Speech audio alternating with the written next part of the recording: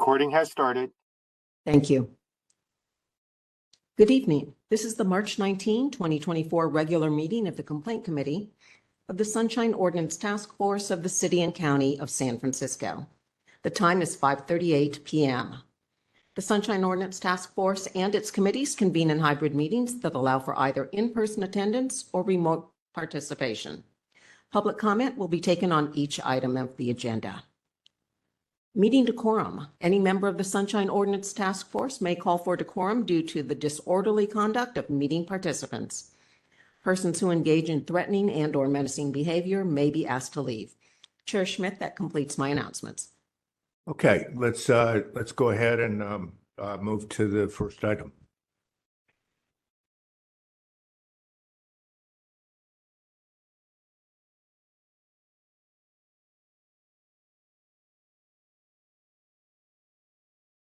Item 1, called order, roll call, and agenda changes.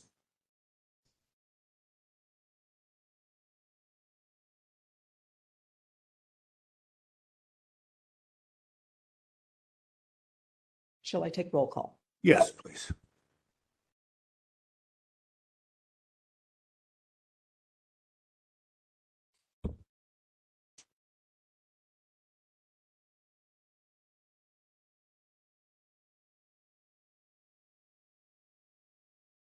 Roll call. Chair Schmidt. Present. Chair Schmidt, present. Member Stein. Present. Member Stein, present. Member Sugarman. Present. Member Sugarman, present. 3 persons present. We have a quorum.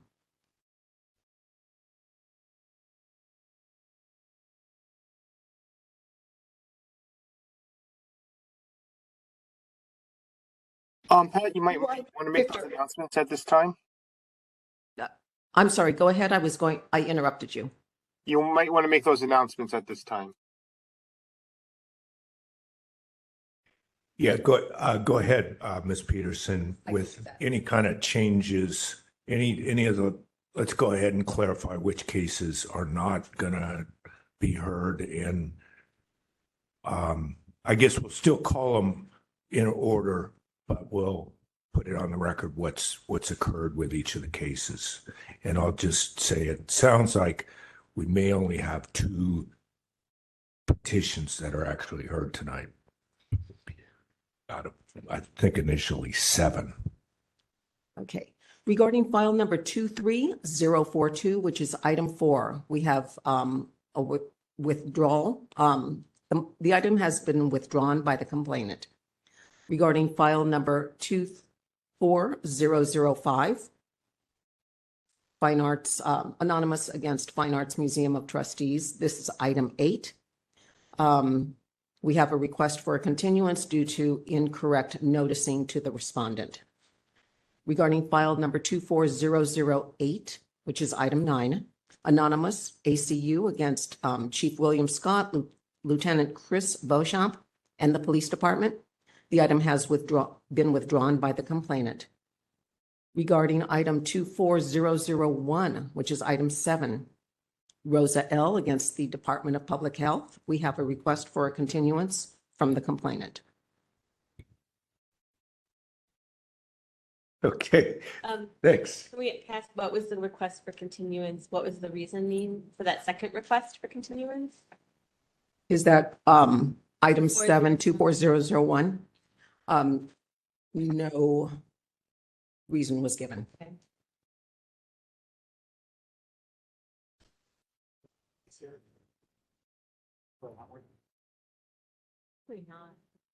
On Rosa L. 24001, I wonder if Member Sugarman is wondering if the DPH is here, if they know that the petitioner had requested a continuance. Is there anyone present on behalf of the DPH on matter number 24001?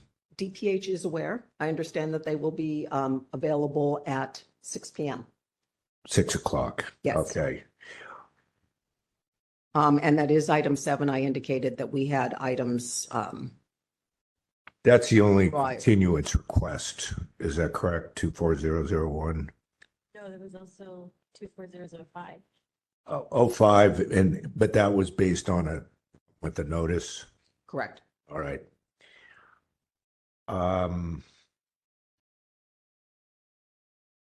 DPH will be present. Okay, so DPH will be present at 6 o'clock. Correct. All right. Oh, 5 was, I saw the 5. Wait. What's so there are 2 continuous and 1 withdrawal? 2 and 2.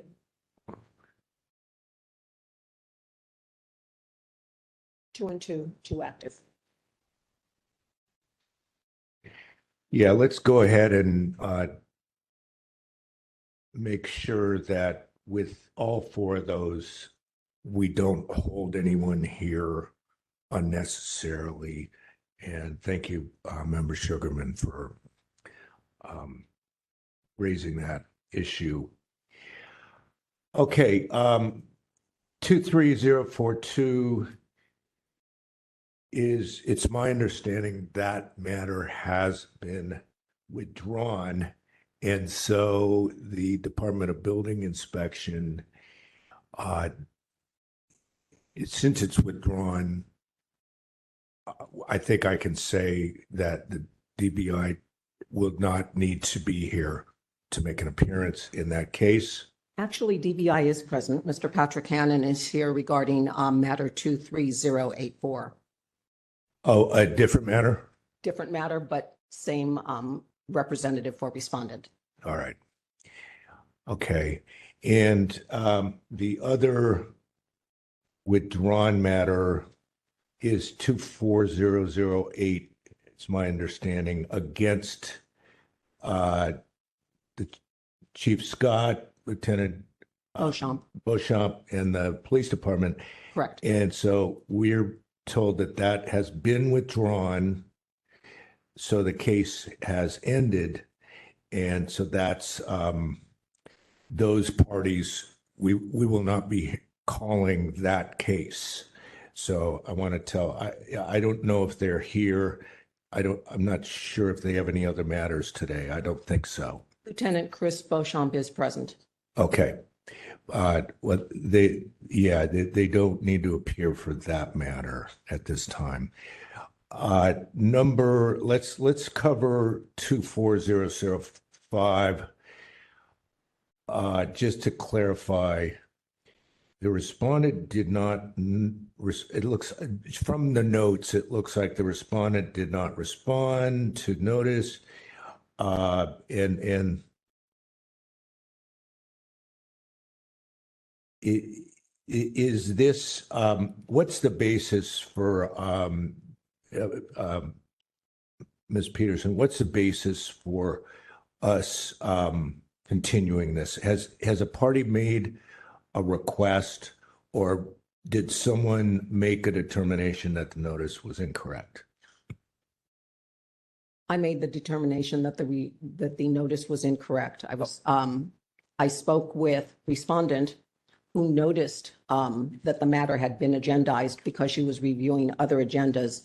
After she brought it to my attention, I looked at the notice information that we had on record, and I had sent the notice of the hearing to the wrong individual. However, the notice of respondent sent February 7, 2024, asking for a response in 5 days, did go to respondent correctly.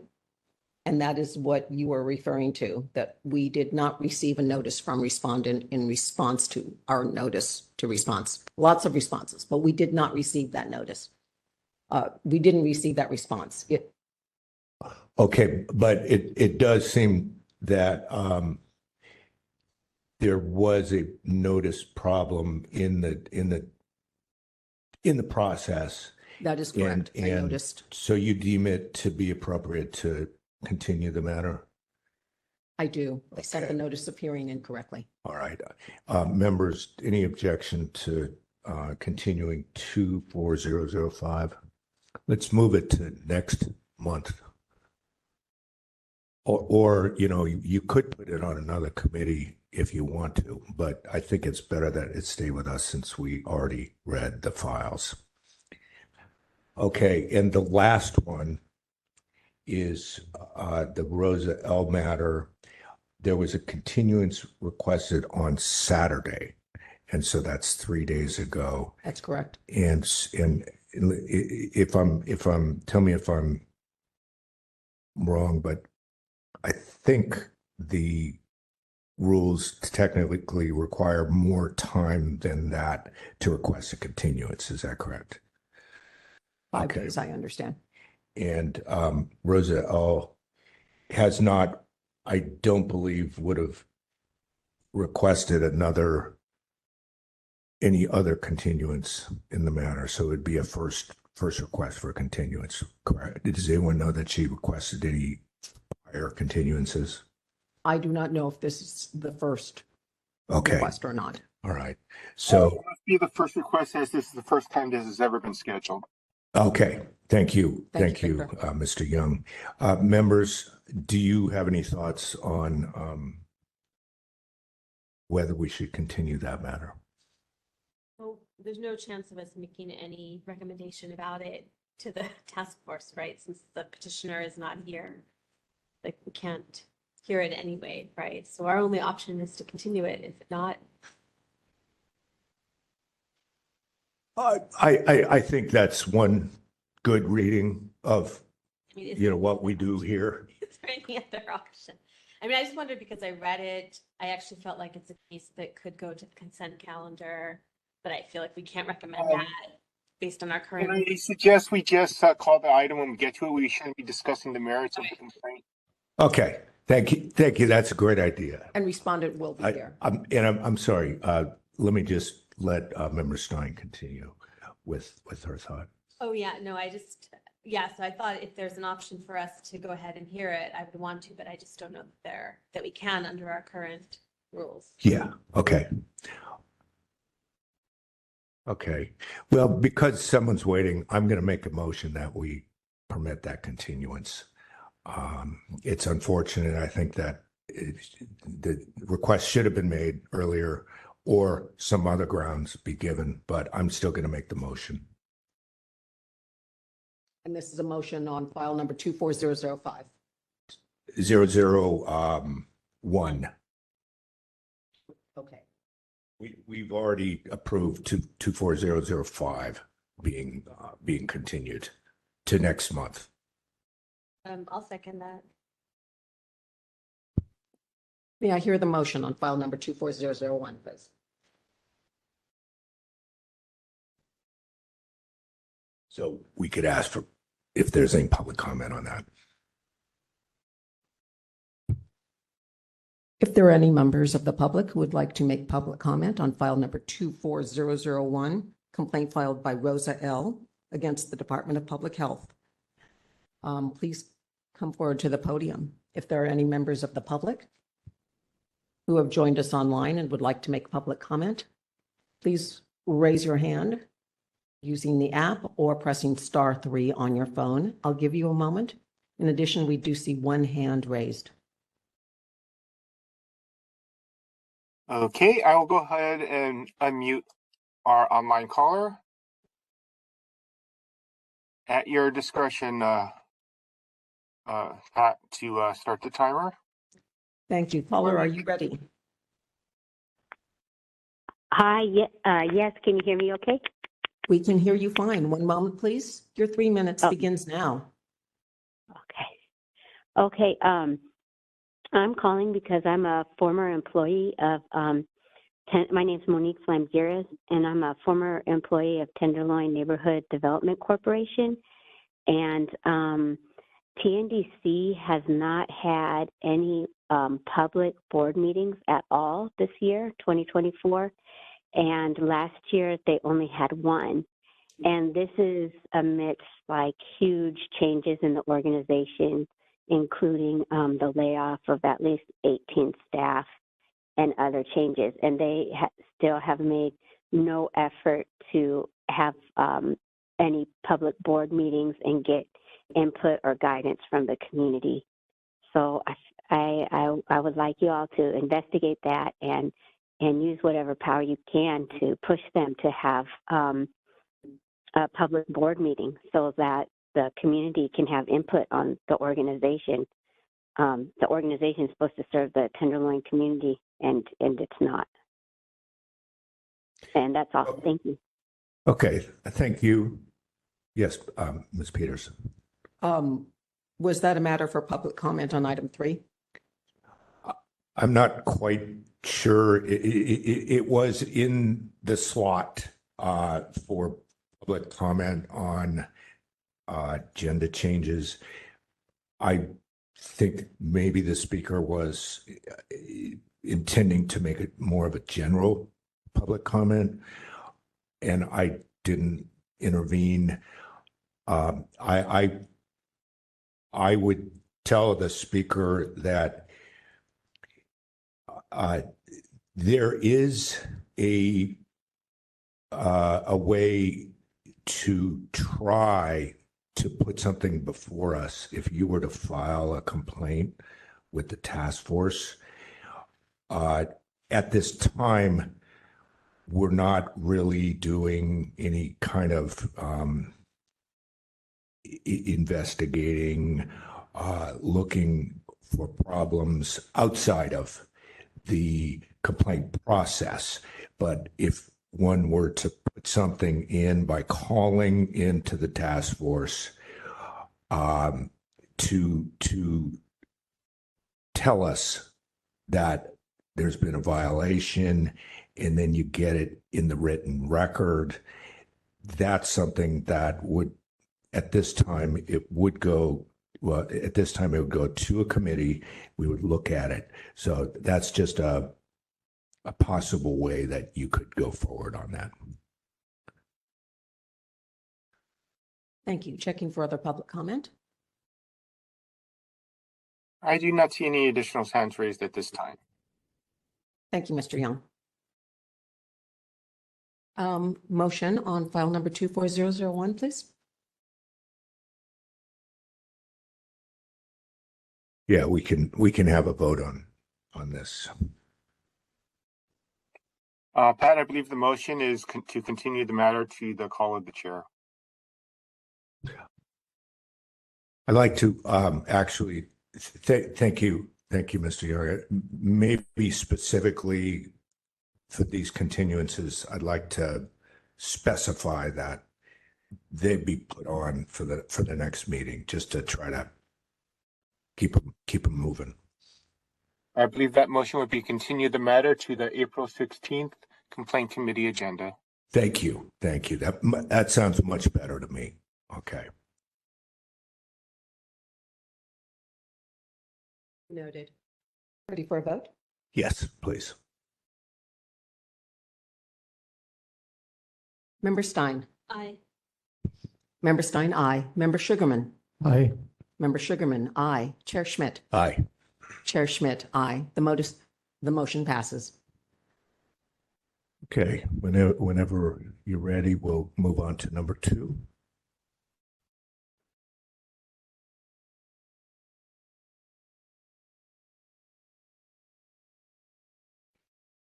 Item 2, approval of the February 20, 2024 Complaint Committee meeting minutes. All right. So we want to find out if there's any edits needed on these. Members, do you have you found anything that you want to make any changes to? I found some small things. Do I have to go through them one by one, or can I just submit it to the administrator? So very small words that are seen. Yes. This is Victor. If it's going to take any significant amount of time, I would advise continuing it pursuant to our new practice. But if it is minor, we can take care of it at this time. It's minor. I just don't even want to waste any time on it, but One moment, please. Let me pull up the minutes. If you can just tell us in general what those amendments are for the public's sake, we can try to make those. I'm ready. On page 2, line, or under file 23095, 7 lines down, There's just a partial sentence. It appears like some material is missing. I don't even know what's missing, so Beginning with appoint, employ, or dismiss. Under item 4 on page 2, 7 lines down. Beginning with the word requests. Yeah. Request a public hearing period, and then it says respond to a public records request in a complete or timely I see manner. it. And then the third line from the bottom on that same page. One moment, please.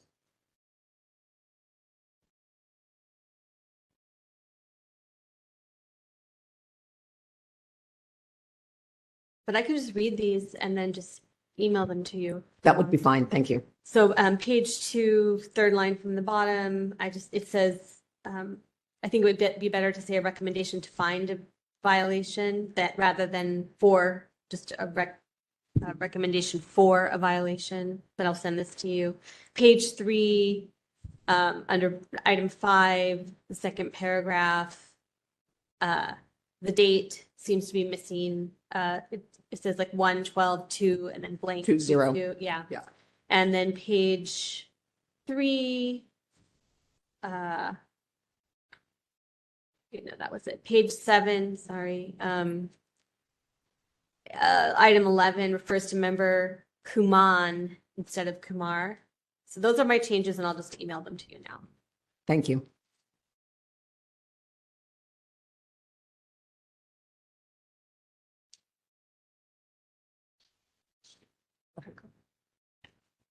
Member Sugarman, then I will move that we approve the minutes with all the changes that were submitted by Member Stein. And if there's any clarification needed, you all can communicate in writing. And that was seconded by Member Sugarman. I was just shaking my head that I don't have any changes to add to it. However, I can second it. That is a second. Thank you. Public comment. If there's any members of the public who'd like to make public comment at this time, you can approach the podium. And if you're online with us, you can press *3 to raise your hand, or otherwise use the application to raise your hand. No one in the room. Oh, give me one moment.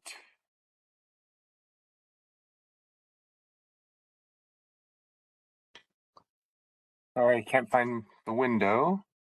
I do not see any hands raised at this time. Let's vote.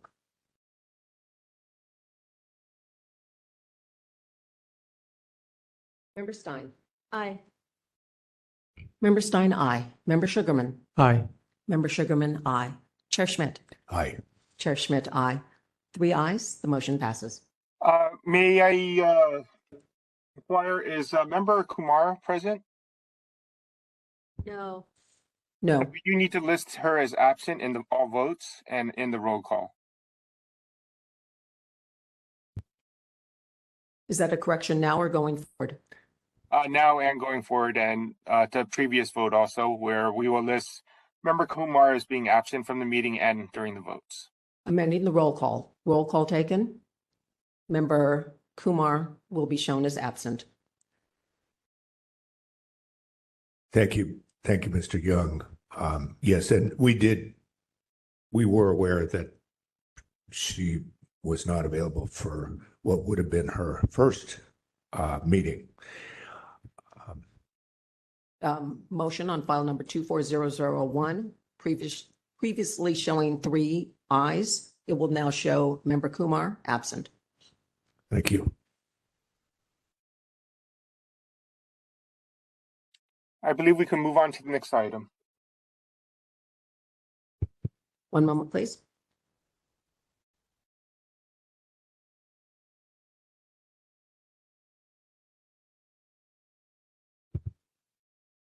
Item 3, public comment.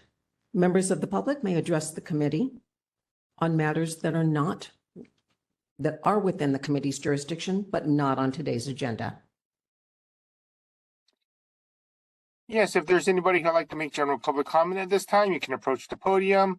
If you're online with us, you can press star 3 if you're on the telephone, or otherwise use the application to raise your hand to indicate you'd like to make public comment. I will give everyone a few moments to make their indications. I see no indications for general public comment at this time.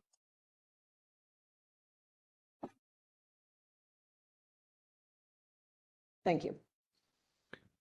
All right, next item.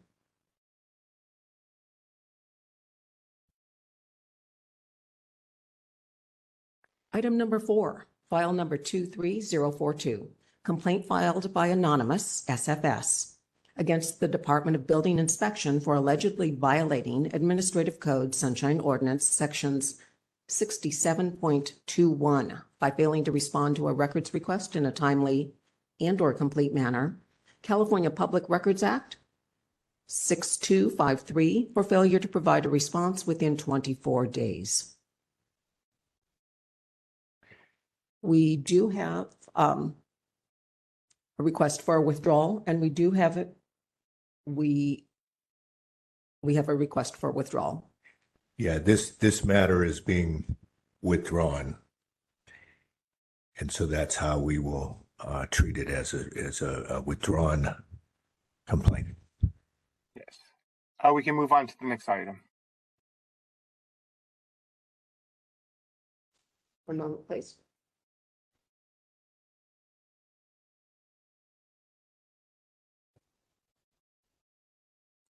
Item 5, file number 23084, complaint filed by Mark Bruno against Patrick Hannon and the Department of Building Inspection for allegedly violating Administrative Code Sunshine Ordinance Section 67.25 by failing to respond to an immediate disclosure request in a timely and/or complete manner. All right, let me first ask, I believe we already determined there's someone here for the DBI. Could you identify yourself? That's correct. Hello, my name is Patrick Hannon. I'm the Communications Director for the Department of Building Inspection, and I'm the person responsible for fulfilling sunshine requests. I can't hear very well. Thank you. Sorry. And how about Mark Bruno? Is Mark Bruno either present or present via the electronic system? I do not see. I have 2 people online with us. We have one person identified as Britt, but I don't believe that is Mr. Bruno. If you are associated with this matter, if you can raise your hand and you're online, you can use the application to raise your hand. Mr. Bruno is in the room. Okay. Okay, we do have Mr. Bruno. Then I will just explain for the cases that are complaints that we're hearing today. We will, for each case, we will ask for opening statements from the parties. First, we would like to hear from the petitioner or complainant, and we'll give you up to 3 minutes to tell us about your case. And just with in mind that we already have reviewed the written materials, and so there's no need to give us all the information in your complaint. The up to 3 minutes by complainant will be followed by up to 3 minutes from the side of the respondent. And after those presentations, there may be questions of either party from the members of the task force who are here on the committee. Sometimes we have no questions. We usually have a few questions.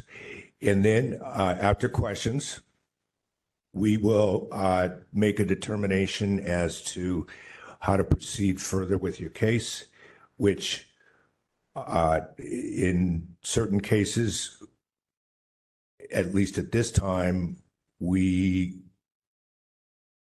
would make our determination as to whether the matter involves public records or not, or if it involves public meetings or not. We will ask the question, is there jurisdiction? And we may or may not make a recommendation when the matter is sent to the full task force. And we cannot make any final decisions in this committee at this time.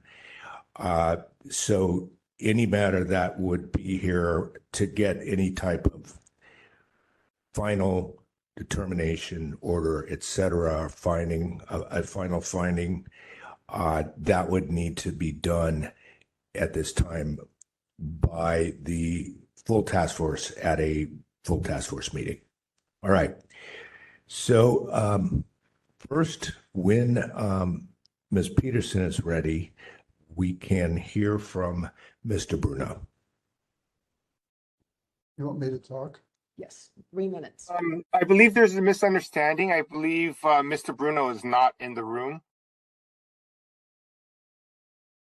Is Mr. Bruno in the room? There is I am sorry. There's a gentleman here. Is this Mr. Bruno I'm sorry. or Mr. I thought it might be Mr. Brown. You're Mr. Brown. I'm Brian Brown, yes. Okay. Someone before me? Yeah, Mr. Bruno. Oh, okay. I'm sorry. That's my fault. No worries. So it looks like Mr. Bruno's not here. I And think I did not have any indication of Mr. Bruno being online with us. so. At this, I would say that we probably should table. I'd like to make matter. one double check to be sure there's one person we have on the line with us, find out which item they're here for. Give me one moment. Hi, caller. I've just unmuted you. I was wondering if you can identify which item you're here for. I'm just here to write a paper about what you guys. No problem. We just want to be sure we're not missing anybody. Thank you for the information. Thank you. So we do not have Mr. Bruno online with us. Thank you, Victor. Well, members, do you think we should do anything other than just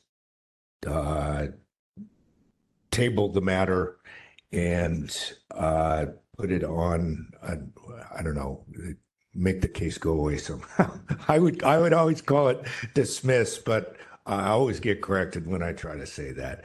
Mr. Young, could you give me the correct terminology again? The matter is, we would table the matter pursuant to Complaint Procedure 7B. We will notify the parties, and if there is a problem, they can request reopening. All right. And precisely as just stated, I will make a motion that we do that. Do we have a second? I'll second that. Seconded by Member Stein. Yes, if there's anybody who'd like to make public comment on the motion to table the matter, you can approach the podium. If you're online with us, you can use the application to raise your hand. I see no hands raised at this time. Oh, give me one moment. I have one more person who just showed up. I have a voice caller who just logged in. If you'd like to make public comment at this time, you can press *3. And if you don't mind, I'd like to identify which item this person is here for. Give me one moment. Hi, caller. I've just unmuted you. I was wondering which item you're here for today. Nope, they just hung up. No public commenters. Okay. So we're ready for a vote. This is the vote on item 5. Complaint filed by Mark Bruno against Patrick Hannon and the Department of Building Inspection. Member Sugarman. Aye. Member Sugarman, aye. Member Stein. Aye. Member Stein, aye. Chair Schmidt. Aye. Chair Schmidt, aye. We have 3 ayes, 1 absent. Member Kumar. 3 ayes, motion passes.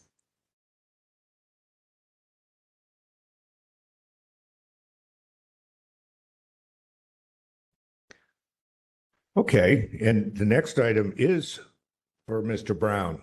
And so now we will actually get this done. And so when Ms. Peterson is ready with the timer. Can't hear, sir. I apologize. That's all right. Can we officially call the matter? Item 6, file number 23078, complaint filed by Brian Brown against Public Utilities Revenue Bond and Oversight Committee for allegedly violating Administrative Code Sunshine Ordinance, Section 67.16, by failing to record appropriate meeting minutes, and 67.21 by failing to provide responsive records in a complete manner. And who do we have available on behalf of the respondent or respondents in this matter?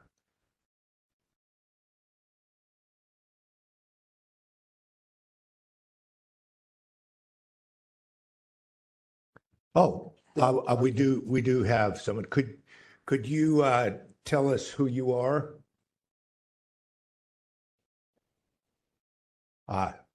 Thank you. Thank you. All right. So, Mr. Brown, we would like you to give an opening statement. Okay. Are you ready? I was on the mayor's task force. We submitted a proposition to the voters to create an independent revenue bond oversight committee. I have concerns that it became dependent, not independent.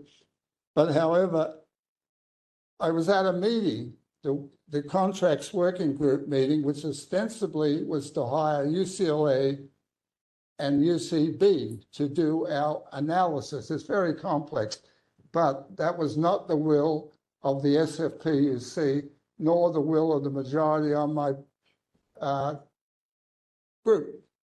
I happened to wonder what happened to the minutes of that. Well, then I found out that the minutes actually were published, but my comments, which were vast and many, as you can imagine, and I checked that by converting audio into text and with voice recognition. Anyway, so the minutes said I said nothing. So I wanted to ask Mr. Victor Young, who was our secretary, why they said nothing. But more importantly, I wanted to ask him why the contracts working group was dissolved. You can't dissolve a group and a meeting, like as if this meeting happened. It didn't happen according to them. That was they played a very difficult game. The minutes for the November 17th meeting, 2010, could not be approved. So I would like him to answer those questions for me. Why did he omit all my comments? And who did tell him to do that? And who told him to put down the group was dissolved? We weren't dissolved. I've checked all the meetings, and there's no agenda item dissolving the meetings. It's a long story, but what they did was, the bottom line is, they got rid of the UCLA, UCB contract, which was perfectly independent. Well, Pat. Seconds, Mr. Brown. I got to stop. 30 seconds. Oh, okay. And in its place, they hired the controller. Well, the controller's not independent. He's appointed by the mayor, as is the commissioners of the San Francisco Public Utilities Commission. Phil Ward, a former city attorney, wrote a letter to the controller that went unanswered. It's all in my package. Am I finished? Yes, and thank you. Thank you, and and, thank you for hearing me. Yes, and you can stay at the podium. I just was reminded that I wanted to just mention I do not have a conflict because of this, but Phil Ward and Hazard Bonington, I actually worked under Phil Ward for 4 years at Hazard Bonington when I was a little baby lawyer. This was 1989 to 1993. Mr. Ward actually gave me my first 3 opportunities to try cases.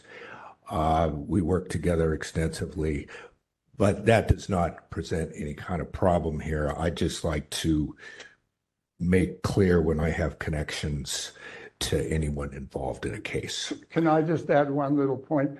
Phil Ward was a co-author of the enabling legislation. He knew what he put in it. He put in independence. He had independence.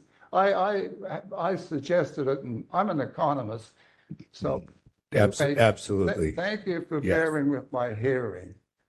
But I'd love to get answers from these people.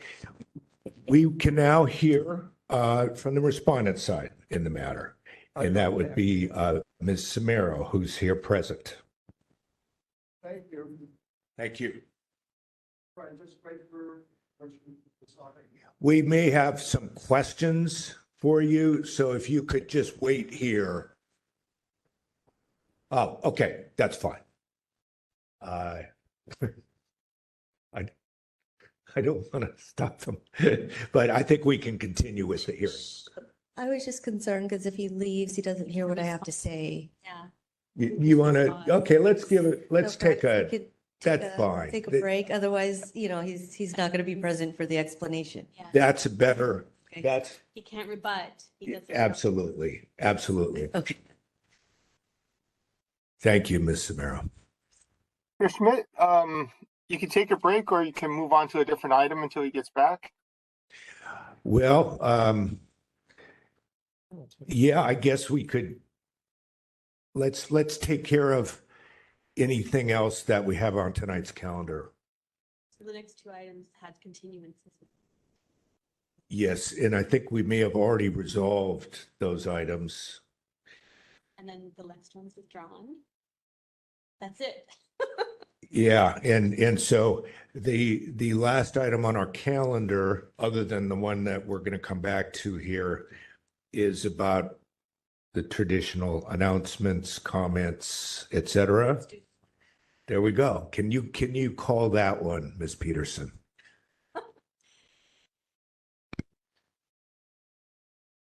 Item 10. Yes, go ahead and call that. We're taking item 10, announcements, comments, questions, and future agenda items by members of the complaint committee.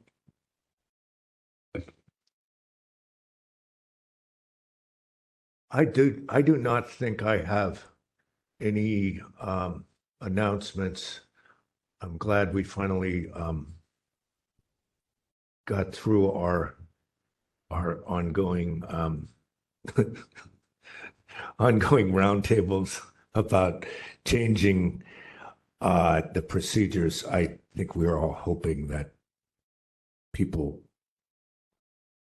do approve what we submitted to them before the full task force. I have not heard from Mr. Pelpal, who had promised me his revised paragraph, but I also haven't contacted him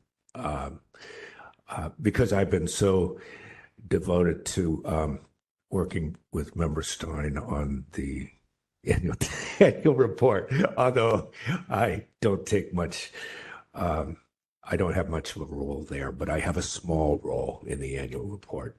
I saw that there was an April 3rd meeting. Is that right? Pardon me? Was there for the 6721 change? I saw on the website there was maybe an April 3rd meeting. April 3rd, Yeah. yes, I think it's going to be that we're going to have both the changes and the bylaws. I still want to at least discuss a bylaws possible change, but that's something that we've seen before. And if people decide it's not necessary, then that's what we'll decide. But yes, April 3rd. Oh, I was just looking on the website and saw it. okay. Hang on. Yeah. I don't have any announcements. No announcements. Any announcements, Member Sugarman? Nope. Okay. Okay, I think we're done with that number. Public comment on your comments? Yeah, any public comment on that? Anyone wishing to speak on item 10? Announcements, comments, Am I questions, or invisible? future agenda items, please approach the podium. And if you're on the phone and would like to make public comment, you can press *3 to raise your hand. We have someone in the room who wants to make public comment. Are you ready to begin? I'm ready to begin when you say the word. Your 3 minutes begins now. Thank you. I'm Peter Warfield, Executive Director, Library Users Association, Library Users 2004 at yahoo.com and P.O. Box 170544, San Francisco, California, 94117-0544. I wasn't able to come to the beginning of this because of what I would consider to be very problematic support from the clerk's office. I came to finally try and have a look at the items from the March 6th full task force meeting having to do with the annual report. And I think the support you're getting from the clerk's office and the support you're getting or not getting from the city attorney's office are issues that I think need to be aired and discussed. And you need to hear from people like myself who may or may not have filed things or requested information and so on. I think there are some serious problems. First off, the charge. It's my understanding if it's an agenda item, 1 cent a page. They seem to have invented this concept of if it's an upcoming agenda, it's 1 cent a page, but if it's a past agenda, it's 10 cents a page. I don't believe that's supported by law, and I'm really unhappy to have to make a formal complaint about that. When I tried to pay their 10 cents, not 1 cent a page, they wouldn't give it to me, a copy, because I didn't have exact change. So for $1.10, they wouldn't let me pay $1 and they wouldn't let me pay $2. I said, keep the change. It's a donation. Nope. I said, how about put it on account? Nope. It took me an hour to get those 4 documents. I think that's outrageous, and I could regale you with details. I also think it's very problematic and wrong to use Google Docs or any other thing that requires me to pay with my privacy to the super surveillance economy in order to just read or see a document. And that is very problematic, and it added to my difficulty in seeing what the documents were. And when they showed me a gigantically wide, the second item on the agenda, I don't remember the name of it, I was told he didn't know how to do it because it would be super wide and so on and so on. And then Angela said, we don't support Google Docs. The support needs to be reviewed and discussed and problems and deficiencies aired. Thank you. Thank you. Thank you. All right. Now let's that item we've concluded, and let's go back to the item where we're ready to hear from Ms. Samaro. Before you continue, I just want to get a clarification on the remainder of the agenda. Yes. For item 7240001, I believe there was continuance and requested. Is that still pending after this item? Let's already see. vote on that. We voted on a continuance in 24001 already. So item number 7 has been continued. Okay. Thank you very much. I just needed to confirm that. Sure. My Sure. apologies, Ms. Tamara, all yours. No problem. Okay, when Patricia's ready, we'll hear from you up to 3 minutes. Are you ready? Yes. Your 3 minutes begins now. Okay. Hello, Complaint Committee members, Chair Schmidt, Member Stein, Member Sugarman. Thank you for having me here today. My name is Elisa Samara. I'm the Legislative Deputy Director for the Office of the Clerk of the Board. I do oversee the clerks, including the RBOC clerk. And so I am here to provide a statement authorized by the clerk of the board. On November 17th, 2010, the Revenue Bond Oversight Committee's contract working group met to discuss an RFP being developed. This working group held the hearing, heard from subject matter experts, and collected that information. At the conclusion of this hearing, the chair indicated the scope of work would be drafted based on the discussions and the information collected at that hearing for the full RBOC to consider and decide how to move forward. While we understand the complainant has expressed concerns over the completeness and accuracy of the minutes, the Office of the Clerk of the Board stands behind the recordation of the meeting as it is stated. We do not take verbatim minutes, but we do provide a brief summary of the proceedings. And if there are any questions or concerns about the details of the discussions, we do defer to the audio recording that is posted and always available for anyone who would like to review the actual discussions and details of the meeting.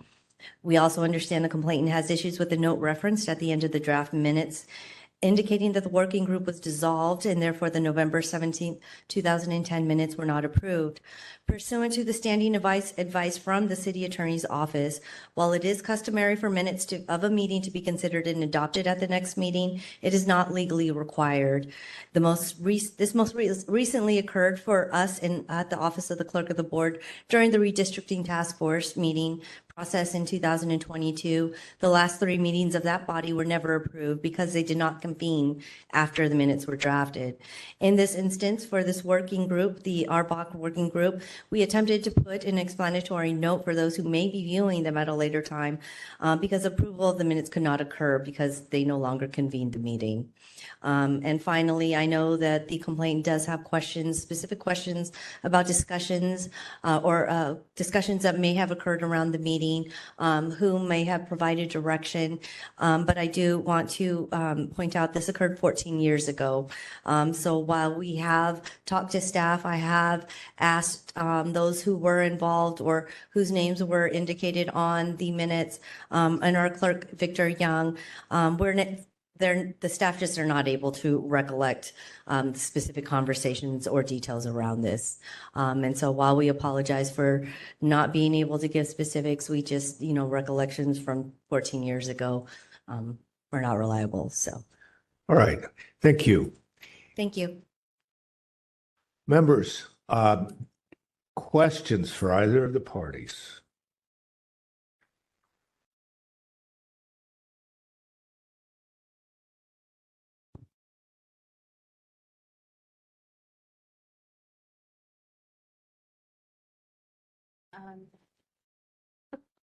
Yeah. Yes, Member Stein.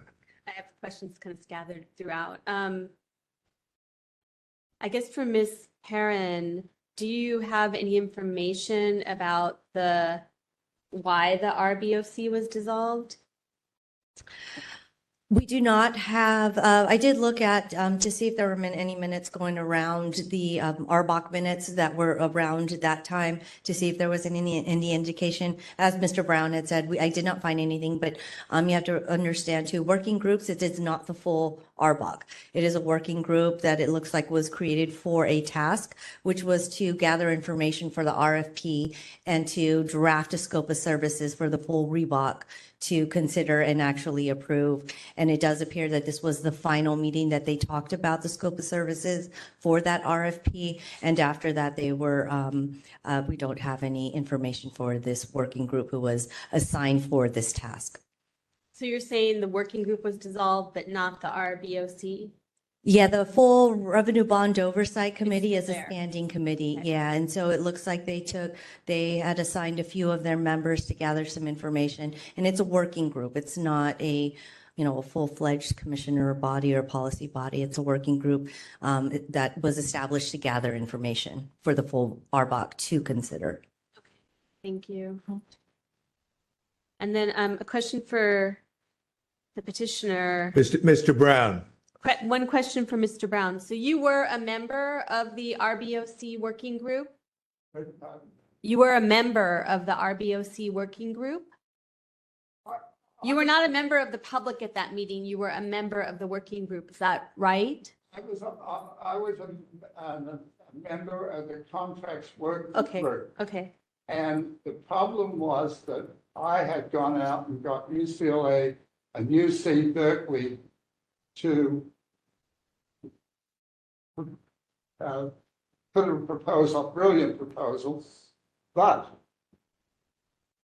you might not know that the Revenue Bond Oversight Committee had the ability to stop bonds being issued if they thought there were any shenanigans afoot. So they were deadly afraid of that, and I think that was a lot of their fear, because suddenly their contract disappeared. I would ask the vice chair and the chair of my committee, what happened to the UCLA contract? We're going to sign them. They just disappeared. I have to apologize for the city and county of San Francisco, because they were fantastic. They brought PhD students. They were going to do a bang up full 9-yard job. I have to tell you this, but it hasn't. And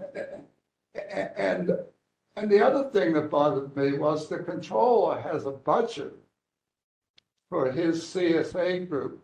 I think it's like 32 million. So it's quite a good budget.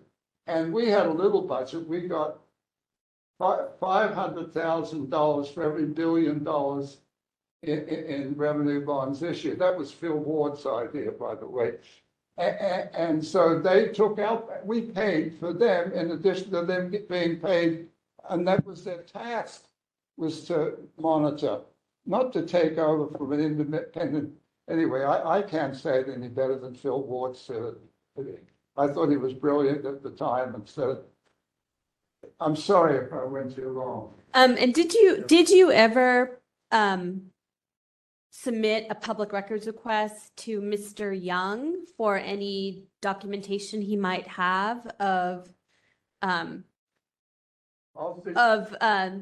related to those minutes or that meeting? Oh, yeah, I first of all, the meeting where they squashed it, they just squashed it. The meeting, item 3 at the contracts working group meeting was about signing up UCLA and UCB. It was, you can look it up. I attached it anyway. It's on my thing. But they brought in a whole lot of shadow people that I'd never heard, and so they stuffed the minutes with comments that they made and people that were. I have a document here that I can show you where the head financial analyst, the SFPUC, wrote the chairman of my committee to collaborate on writing an article against me, because I had articles in the West Side Observer because I couldn't get anything done on the committee. So I went to the Fourth Estate. Anyway, thank you for listening. If my booming voice is, so I can hear myself. So you never submitted a records request to Mr. Young about the minutes, any materials related to the minutes or the meeting? Do I have what? Can I come out of the meeting? Sure, that's fine.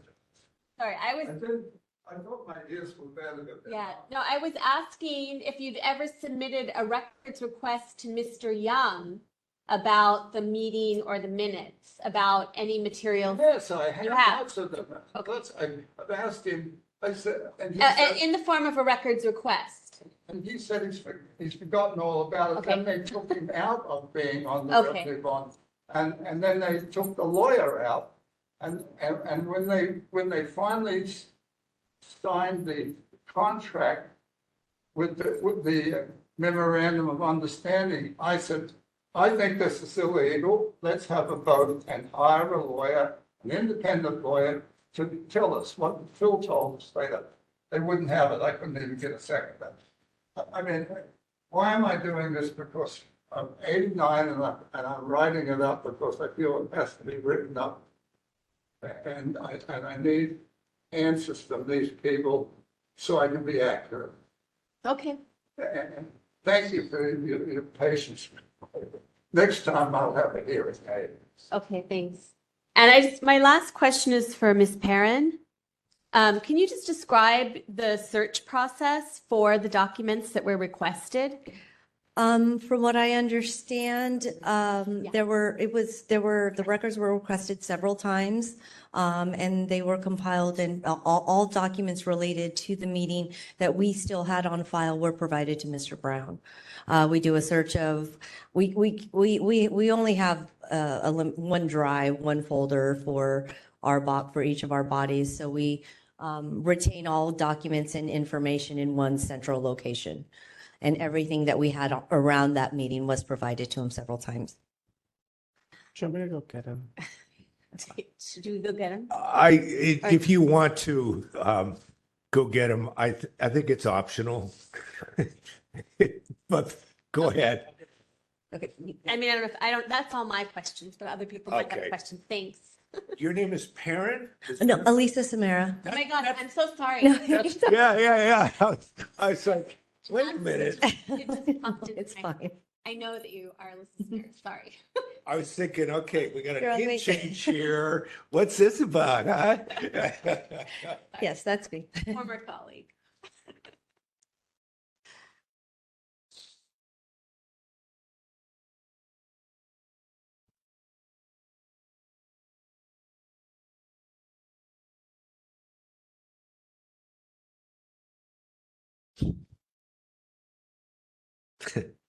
I really didn't even know I did that.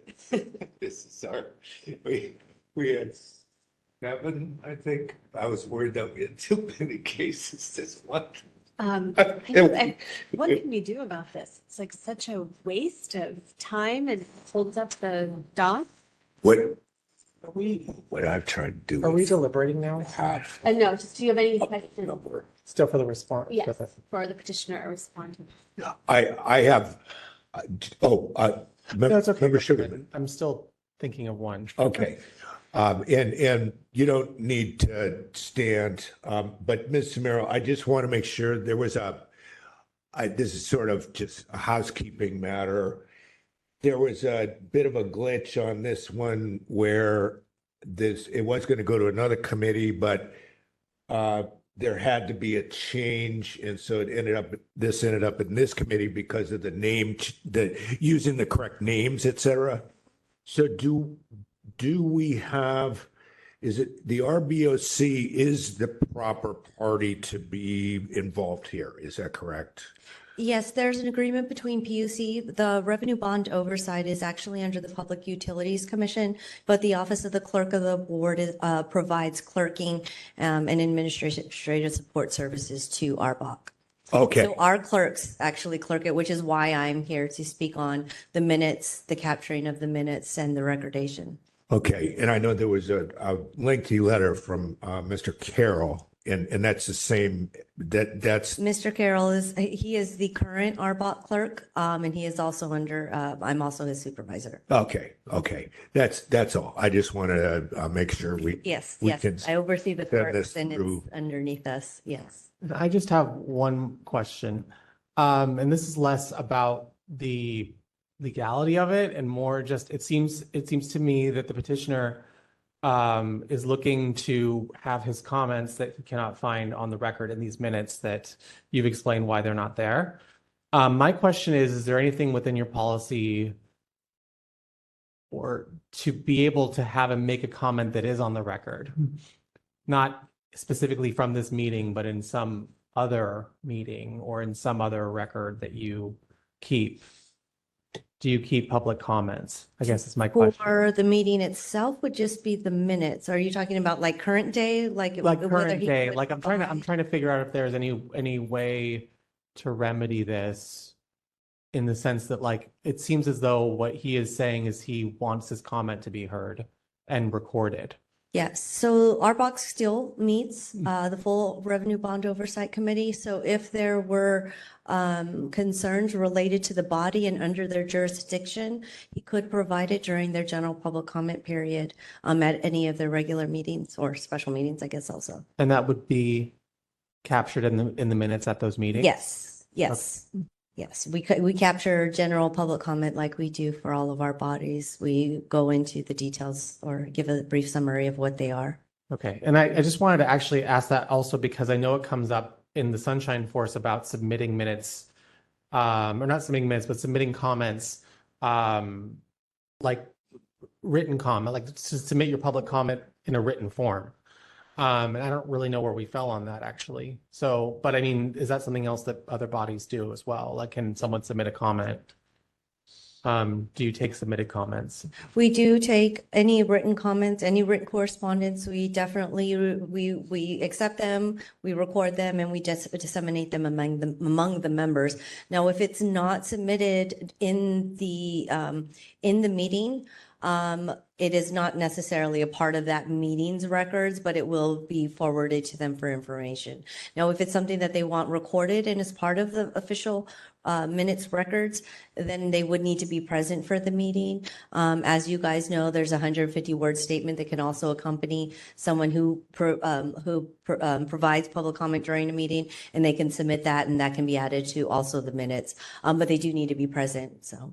Okay, thank you. That concludes my question. Right, and I do have one more question. Yeah, one, And Member this is Stein. For Ms. Samara. Mhm. So I know that this requester was also asking about records that were created prior to 2008.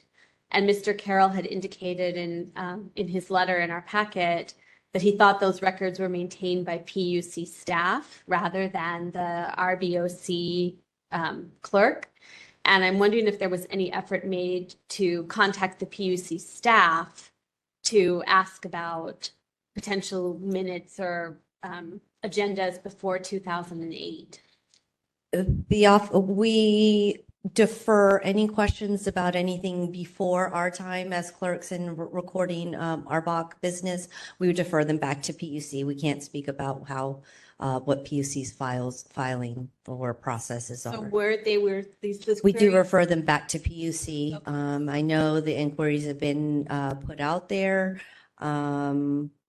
but like I said, I can't speak on another department and their records and files. No, I was just asking if you had Yes. forwarded this Yes, query to we them. definitely would refer anything that we don't have in-house at the office of the clerk of the board. We would definitely send them to PUC because we realize they are the keepers of those records. Okay, that was it for me.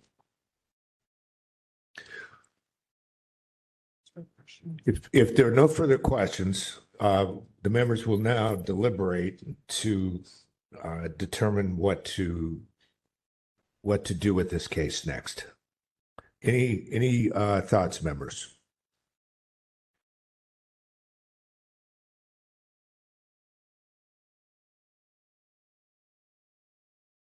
Well, I can tell you what was in my notes here, which is that it does appear that the documents, whatever documents there were, seem to have been given in a timely fashion. Also, I looked closely at the requirements for minutes, and I couldn't really see a 6716 violation because the minutes include all the elements specified in 6716. It doesn't require that all members' comments be included, only that all public comments be included. And then in terms of the agendas or the minutes themselves, there's certain things that have to be in there, but those were all in there. I did wonder about 67.29-7 violation for failing to preserve records in a professional and business-like manner, since some of these records just seem to have evaporated, even though they're old. That would have to do with like minutes and agendas and things, prior to a certain year. And then I also had wondered about a 6720C for failure to resist the requester if that request was not forwarded to the PUC, since Mr. Carroll's letter said, oh, we wouldn't have those, it would be the PUC, but it wasn't clear to me in the packet that there had been any forwarding of that request to the PUC. So those were my kind of where I came down on some of the sections that were the alleged violations. Wow, that's great. Thank you, Member Stein. There's a lot there. You really got down into the code to consider all the possibilities here. That's great.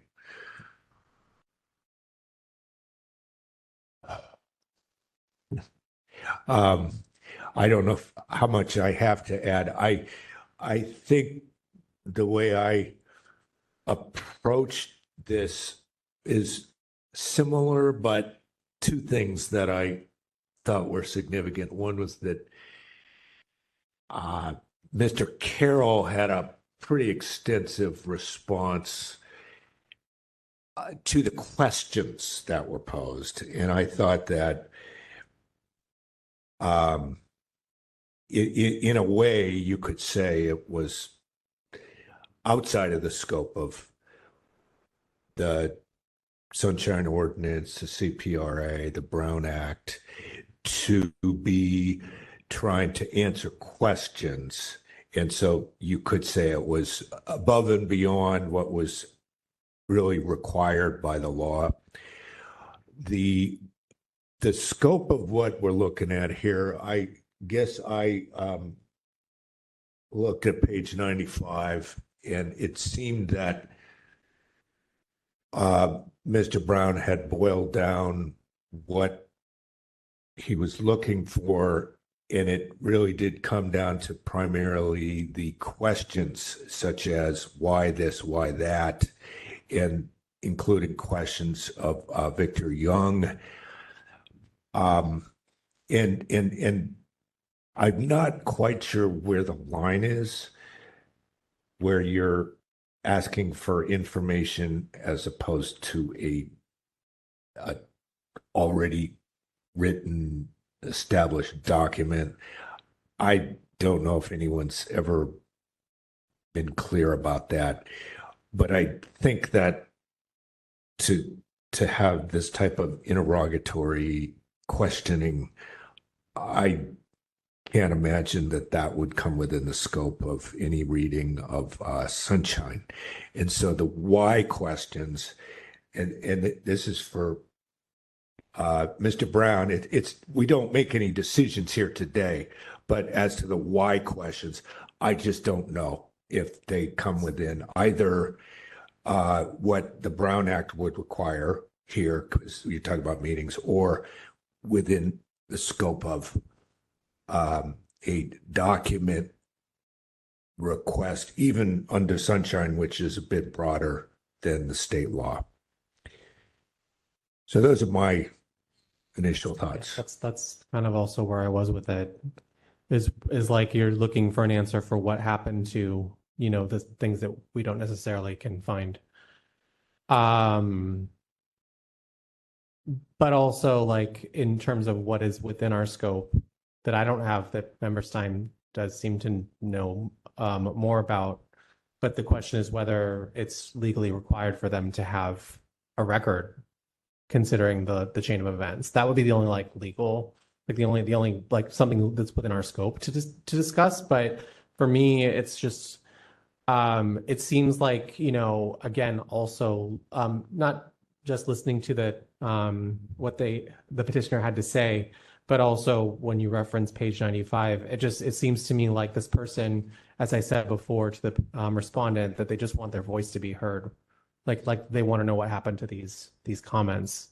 So I don't know if you can hear me, but I feel like pursuing this, like to find for a violation, is not necessarily going to accomplish what you're looking for. Is all I have to say about that. Yeah, and I'll just add, I mean, I tend to, I looked again at the way the law is written, and I feel like the questions, I don't feel like that's covered by the Sunshine Ordinance, that you can just pose questions that you have and demand answers. It's really about asking for documents or information that would appear in a written form somewhere.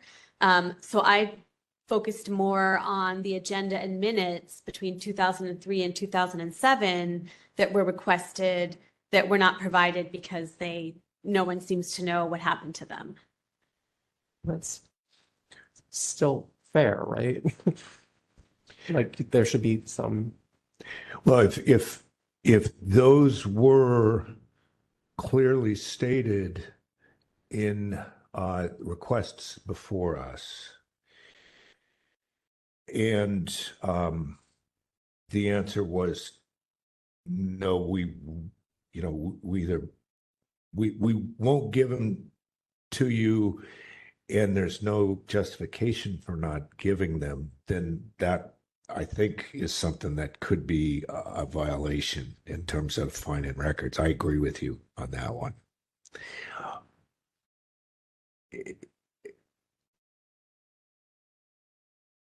So neither of you see a request for records. It's more, I mean, from what I'm still seeing is more, why weren't these included and where did they go, basically, right? Well, there was I found two what seemed like clear records requests. One was a request to see the bylaws before and after 2010 of the RBOC on August 12th, 2023, and then a second one on August 17th, 2023, that was the one that was asking more for questions about the minutes and the dissolution of the working group. Is there any other request in there? Were the records in 2003 to 7, were they, was there a request and response on that's in our file? I don't know if I noticed that, if they're in there. Review.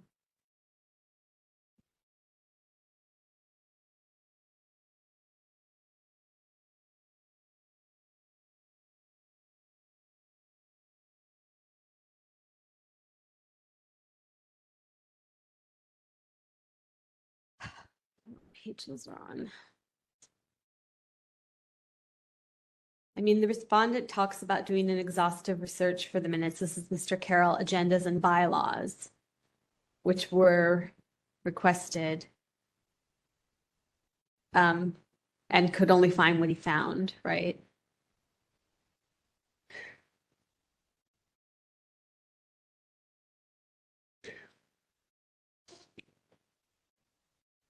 I think there would also be somewhat of a sub-question when we're talking about older records like this.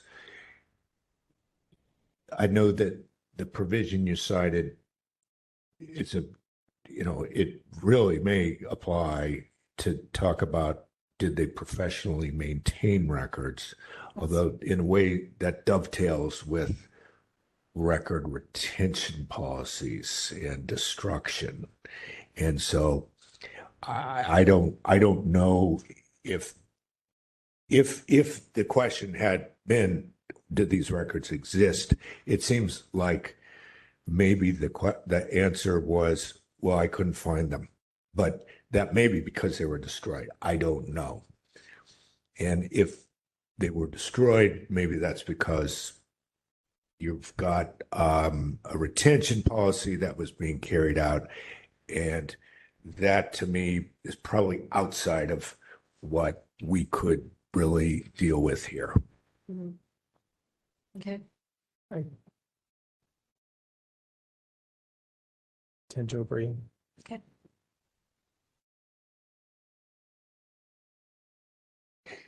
I wonder, did Mr. Carroll say, okay, I see pages 52 to 55.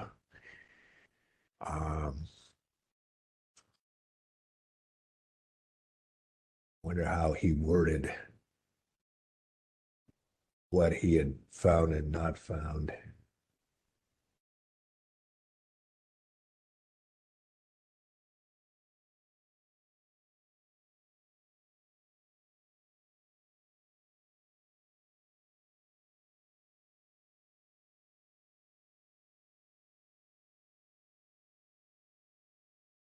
I see. Under item 4A, he says, I have performed an exhaustive search for bylaws, agenda, and minutes, documents dated before October 20th, 2008. I cannot find any additional responsive documents. Okay.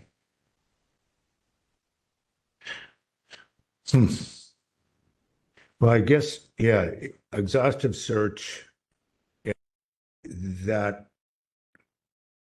I would assume that exhaustive search, we have to take,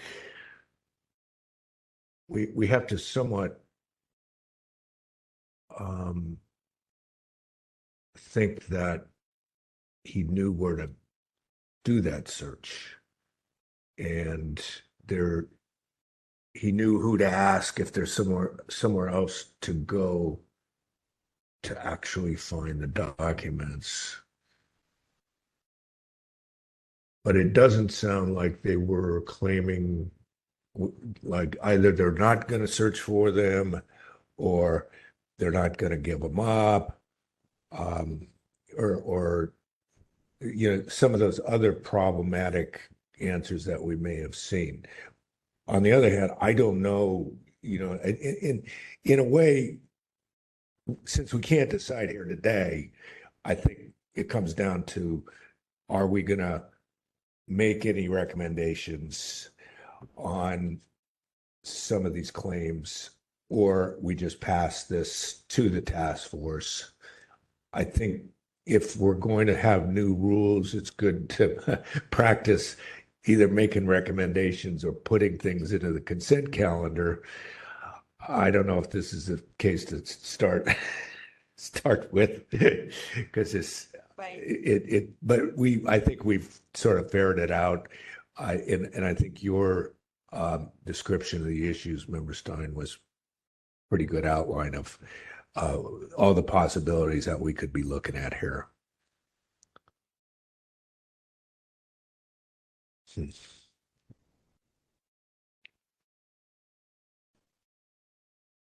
I just have one, it's just kind of, I'm circling around the same thing, but basically on page 39, and also in the petitioner's statement, it's just, this is the part that, and it was answered in page 52. But in page 39, he talks about on the meeting on October 17, 2010, I am not mentioned for making any comments. This is after he reviewed the minutes. And so my only question is, in our scope, do they have to retain those minutes? Like, do they have to retain his comments? Is that like necessary? Is there a violation there for not having his comments? Yeah, I don't think so, because he's a member of that committee and there's no rule that you have to transcribe everything that a member of that committee says. It's only like if a member of the public has something to say, then that needs to be reflected in the comments or summarized in the comments. But there's nothing in the Brown Act or the Sunshine Ordinance that says you have to summarize the comments of every member of a committee. Yeah. I'm sorry. That's sticking now. I'm sorry for repeating myself. I get it now. Thank you. It's good. That's good point that just got answered. Yeah, that's a good question. Okay. So I would say, if there are any potential claims by, like, provision, like if we think that there's a potential violation of a potential, or we recommend that there's no violation of B, anything like that we can do when we send this thing on. I don't know if it doesn't look to me like we have, in any direction, we're not looking at a consent calendar that this would go on. But if we want to make any recommendation, let's figure out what those would be. Otherwise, we could just specify what should be looked at when it goes to the task force. And I think if there are no recommendations, I would lean toward, just at least enumerating as Member Stein had earlier. Okay, well, I can make a motion that these are whatever they want us to say now. I can move to find that the SOTF has jurisdiction over the matter and that the requested records are public, and to refer the matter to the full SOTF for hearing with the recommendation that they look at 67.29-7, whether there was a failure to preserve records, and 67.21C, whether there was a failure to assist the requester, because those are the only, and that's the end of my motion, but I would say because those are the only two that I felt like could possibly be at issue here. I would add to that motion, though, that not to recommend no violation, but to say something to the effect of like, we could not find a reason to recommend, like, could not find something to recommend a violation. Like to say something as opposed to, because if you put it in the way that you're saying it, then you're sort of saying you should look toward violation, when what you're really saying is you should consider them. Yeah, that's all I mean, is that it is to consider those and really not to consider 67.21 or 67.16, because I could say that we believe there is no violation of 67.21 or 67.16. Would you repeat that, please? We You believe there's no violation of? We could we could recommend no violation of 67.21 or 67.16, and to simply consider whether there could be a violation of 67.29-7 and 67.21C. I'm not sure how to phrase like. I know what you mean. I think that's okay. That's just something that. Because you're right. I don't intend for them to say that there is a violation. I just intend that if there's anything to look at, those are the two sections to look at, and these other two shouldn't really be in play in our questions. I believe we have the concept, and we will forward you our the clarification for your review before it gets to the full task force. Okay, sorry, I tried to follow this flow chart and it didn't quite. Well, this is something new to add to the flow chart. Okay. Do we have a Would second? you like to move on? Is there a second? And would you like to move on to public comment? I can second. Moved by Member Stein, seconded by Member Sugarman.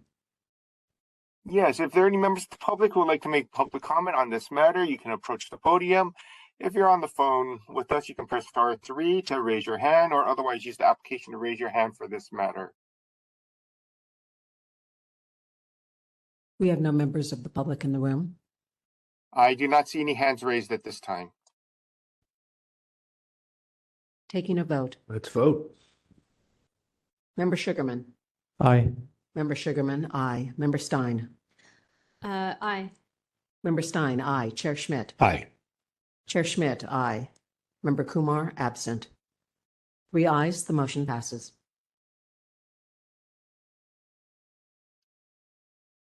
So we think we have that close to, I think we had sort of 2 and 2. Do we need to do anything to work out the language on that? My apologies. I was distracted. What was the vote again on this matter? 3 ayes, 1 absent. Okay, my apologies. I thought you said 2-2. The 2 and 2, I believe, was consideration of or looking at section 67.29-7, 69.21 sub C, and believe there is no violation of 67.21 or 67.16. That's it exactly. Does that sound good? Yeah. Okay. All right, good. We got it. All right. And just, I think all we have is the last item on the calendar left. Let's do it. Yes, could we Thank have a you. clarification for Thank you. Thanks, Ms. Miro. respondent in what was Come up again. item 7, file number 24001? This is a repeat, if I may. Oh, yeah. Mr. Brown, we're done with yours, but you'll get notice in the mail.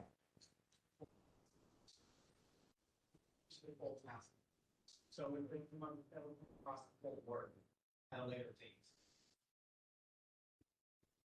It's good. We'll see you later. Good, good.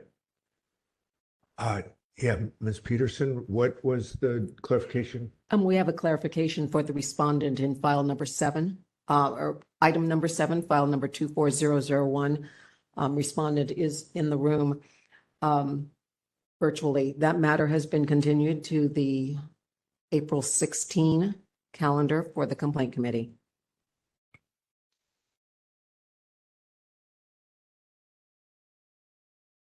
Okay. All right. Item 8. Yes, please. Item 8, file number 24005, complaint filed by Anonymous, ACU, against the Fine Arts Museum Board of Trustees for allegedly violating Administrative Code Sunshine Ordinance, sections 67.7A, 67.7D as in dog, and 67.16 by failing to post a meaningful agenda in a timely manner, acting on an item that does not appear in the posted minutes, failing to post minutes online, and California Government Code Section 54953 sub C by taking action by secret ballot.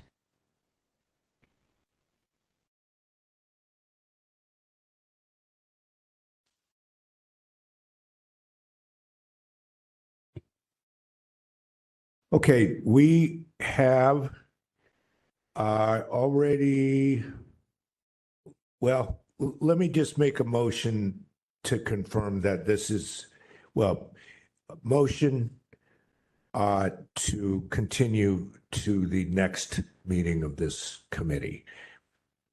Which is April the 16th. Thank you.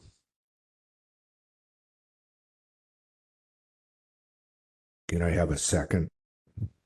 Second. Yes, if there's any members of the public who wish to make public comment on this matter, you can approach the podium at this time, or otherwise use the application, if you're remote, to raise your hand for public comment. There are no participants in the room. I have no Okay. hands raised online. Let's have a vote, please. This is a vote on item 8, file number 24005, complaint filed by Anonymous, ACU, against the Fine Art Museum Board of Trustees. Member Sugarman. Aye. Member Sugarman, aye. Member Stein. Aye. Member Stein, aye. Chair Schmidt. Aye. Chair Schmidt, aye. Member Kumar, absent. We have 3 ayes. The motion passes.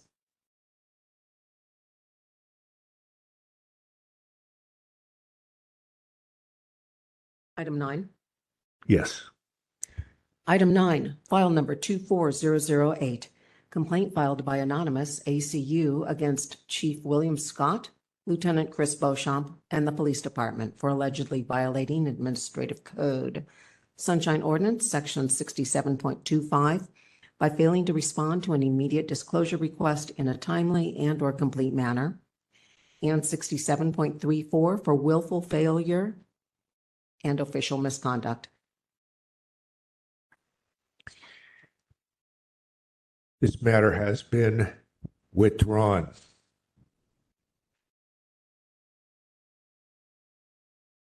Noted. And it looks like we're ready for number 11.